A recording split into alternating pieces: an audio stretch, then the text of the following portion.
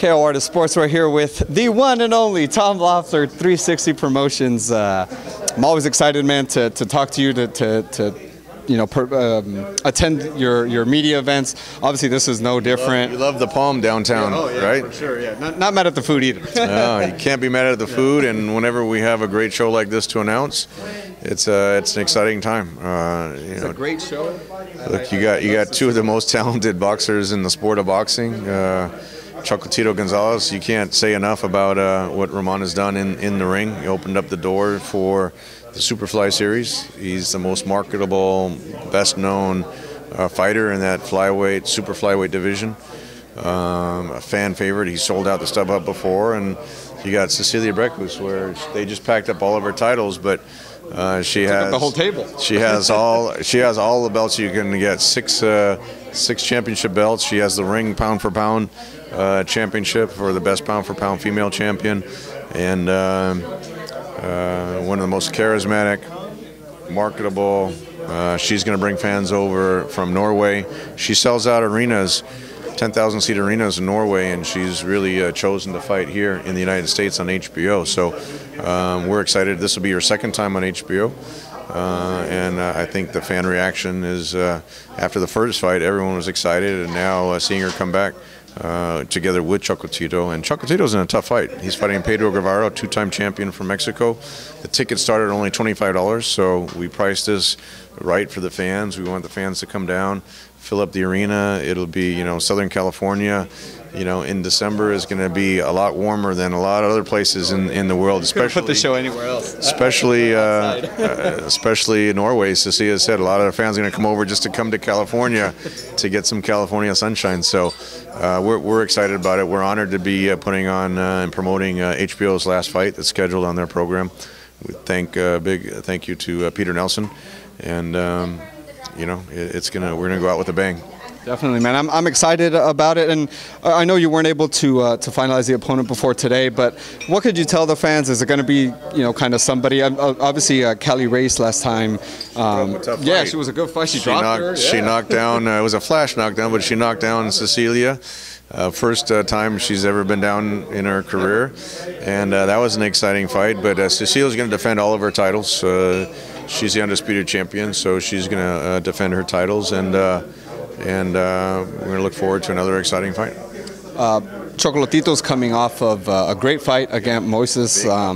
Big fight. He looked, just as like kind of old Chocolatito, kind of very aggressive, kind of in your face, want to kind of take the guy's head off. Very active, very busy, and then he had that big knockout punch at the end. Yeah, definitely. Did that kind of, I guess, indicate to you that maybe the Soreng Vasai fights are past him? I think so. Sometimes you run into a style that's not great for you. Look, the first time where you lost a decision, I think it was very controversial loss. Many people thought he won that fight, but clearly the rematch with the knockout, there was no question of who won that fight. But Chocolatito, with the way he knocked out Fuentes, and now we'll see how he does against Guevara. I think there's many great fights with Chocolatito in his career, and as I said, as the most marketable name in that division, the doors are wide open for him. You kind of alluded to talking to Tony from HBO that, yes, this is the last show on their broadcast, but it seemed like there might be pay-per-views coming. Is there anything else you could tell us about that, or maybe the names mentioned that could be on these pay-per-views? That's my understanding, is that there's still, because of all their experience in the pay-per-view events, that they would still be involved in a future pay-per-view. So if it's the right event, then I think HBO is one of the greatest distributors for pay-per-view with the marketing and the promotion. So it's sad to see such a historic run come to an end, but you never know how things change and evolve as things come on down the road. With the merger with AT&T, you don't know what they're going to provide on their streaming service. With just as a fan of the Superfly shows and all that, what can you kind of tell fans that have been following the series? Like, will that series continue on another platform wherever you guys, Absolutely. That's one of the most popular series that we've put on, and that's why we've done 3 now, Superfly 3. We're going to be looking for Superfly 4 next year, and I think with all the talent in that division, with Ioka just emerged as a standout with his win over Arroyo.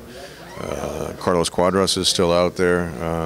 Sorongvasai is supposed to come back to the U.S. in the first quarter of next year. So there's so many great matchups out there. Nietas, Gallo, Gallo headlined Superfly 3, and on all the shows. he was on all those shows, yeah. So he's a very popular fighter from Mexico. So we're excited. It's definitely going to continue, and we're looking forward to putting on many more of those. And with Chocolatito, I think this now is 8th time on HBO that he just he could headline any of those Superfly shows. Well, definitely looking forward to that series continuing.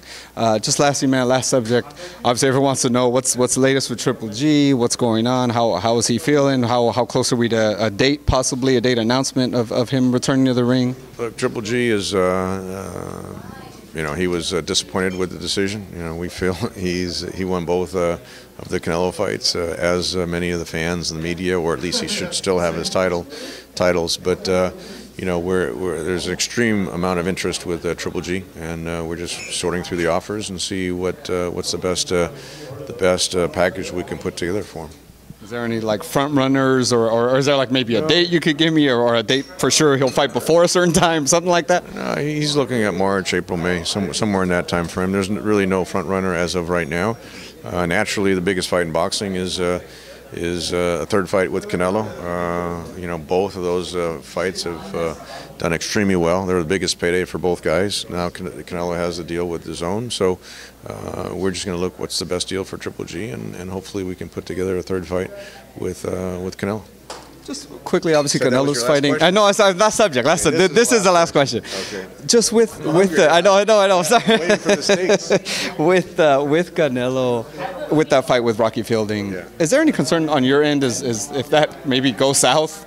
Does that mess up a Triple G trilogy? Canelo is not going to have much of a chance. No slight to Rocky Fielding, but I just think Canelo's at a different level. Even at 168, even with the size disparity, I just think that Canelo, what he showed in that second Triple G fight, I don't think that should be